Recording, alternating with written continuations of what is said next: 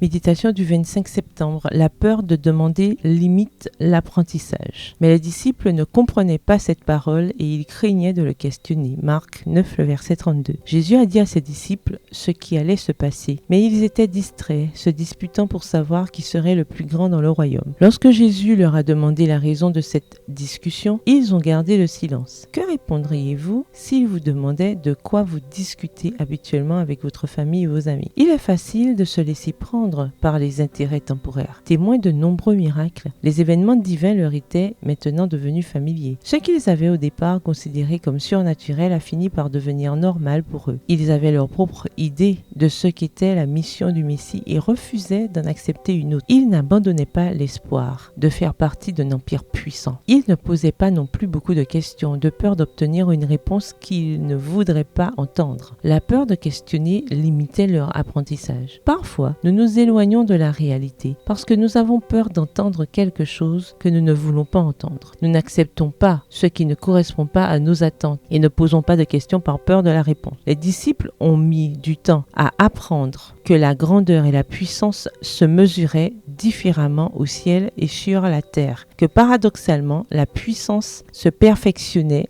dans la faiblesse et que c'était quand nous sommes faibles que nous sommes forts. Voir 2 Corinthiens 12 et versets 9 à 10. Ils se disputaient pour savoir qui serait le plus grand et le plus grand de tous les temps était au milieu d'eux. Ils sont devenus aveugles à tant de grandeur car ils ne faisaient que se regarder et se comparer les uns aux autres. Tant que nous nous disputons et nous comparons aux autres, il nous sera impossible de contempler et de comprendre pleinement la grandeur divine. Quand nous mettons notre grandeur en avant, nous démontrons la petitesse de notre âme. Jésus a partagé avec eux un principe de base du leadership, toujours applicable aujourd'hui. Un leader est d'abord un serviteur. Acceptez les limites de maturité de chaque individu et aidez-le à grandir. Acceptez et célébrez la diversité. Soyez fidèles à votre engagement. L'humilité précède la gloire. Pour occuper une place élevée devant les hommes, le ciel choisit l'ouvrier qui, comme Jean-Baptiste, prend une place humble devant Dieu. Le disciple le plus semblable à un enfant est l'ouvrier le plus efficace dans l'œuvre de l'Éternel. Les intelligences célestes peuvent coopérer avec celui qui cherche, non pas à s'élever au-dessus des autres, mais à sauver les âmes. Quiconque ressent au plus profond de lui le besoin de l'aide divine priera pour l'obtenir et le Saint-Esprit lui donnera un aperçu de Jésus qui fortifiera et ennoblira son âme. Demandez à Dieu un esprit humble et serviable, un leadership qui l'honore. Bonne journée, que l'Éternel vous bénisse.